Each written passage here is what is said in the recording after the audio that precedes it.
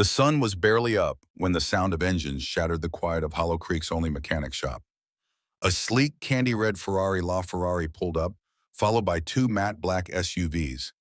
Out stepped a man in sunglasses and a tailored navy coat. Gold watch, polished boots. Two bodyguards followed behind him like shadows. Inside the shop, the bell jingled once as the heavy door swung open. Behind the counter stood a girl. Grease on her hands, oil on her cheek, brown ponytail through a faded baseball cap. She looked up calmly. "Can I help you?" The man removed his sunglasses slowly. "I'm looking for the owner." Emma Walsh, 17, didn't blink. "That'd be my father. He's out sick." He scoffed. "You're telling me the only guy who can fix my $2 million car isn't here?" "Yep." "Then who's gonna look at it?" She wiped her hands with a rag. "I will." The bodyguard snorted. The man laughed, shaking his head. "Kid, that car is more expensive than this entire street. Doesn't mean I don't know how to fix it." He waved a dismissive hand. "Call someone who can actually turn a wrench." Emma stepped around the counter. "I've been rebuilding engines since I was 9. Built my own bike at 11. Tuned my dad's '68 Mustang last summer. And I've read the LaFerrari powertrain manual twice." She paused. "Try me." The billionaire stared at her, half amused, half annoyed, then nodded.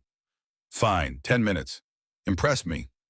Emma approached the Ferrari, ran her hands just above the paint. She popped the rear engine cover, scanned the powertrain, and leaned in, took a deep breath. She smiled. "You've got a misfire, cylinder 3, but it's not the plug or the coil, it's the secondary wiring harness. Your technician routed it too close to the manifold. It melted." The billionaire raised an eyebrow. "And you figured that out how?" "I listened." She tapped the chassis lightly, and I smelled burning plastic. She reached into the toolbox, snapped on gloves, climbed halfway into the car, and in 6 minutes, replaced the harness, rerouted the wires, and sealed the cover. She climbed out, wiped her hands. "Try it now." He slid into the seat, pressed start. The engine purred, no rattles, no skip, smooth as velvet. Silence, then clapping, from his own team, from across the street. Even the UPS guy paused to stare. The billionaire stepped out slowly, walked over to her, and this time didn't laugh. "What's your name?" "Emma." "Emma what?" "Emma Walsh. My dad's Joe." He nodded. "You want a job?" She looked at him, then at the car, then at her hands. "No thanks, I like it here." He blinked. Billionaires weren't used to being told no. "I can offer you more money than this shop makes in a year," she shrugged. "And I can make an engine purr with a bent wrench and a piece of wire. Doesn't mean I want to wear heels and sit in an office." The billionaire paused, then smiled. Victor Lang wasn't used to rejection. He'd built empires, bought startups before breakfast, fired CEOs over lunch. But a 17-year-old girl in an oil-stained hoodie just told him no, without blinking. And somehow, he respected it. The next day, his assistant called the shop. Emma didn't answer. 2 days later, a delivery truck dropped off a toolbox worth more than her father's truck. Emma sent it back. By the end of the week, Victor Lang returned. No entourage, no Ferrari, just himself, and a folder. He found Emma under a beat-up Camaro. She rolled out, squinting up at him. "Didn't expect you back."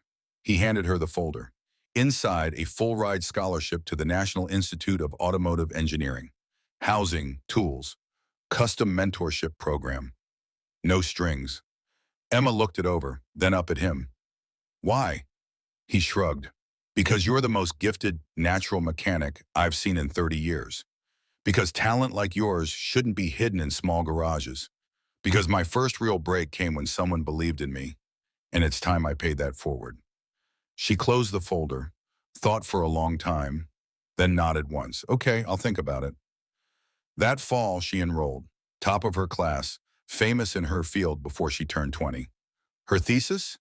Redesigning hybrid engines for high-torque efficiency with recycled parts.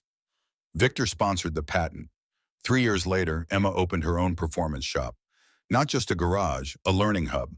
She called it Walsh and Daughters, because she wanted every girl who walked in to know it was hers too. Her first official client? Victor Lang. He pulled in with the same Ferrari, smiling. She fixed a sensor in 4 minutes flat. They shared coffee on the hood. He raised a brow. Still glad you told me no?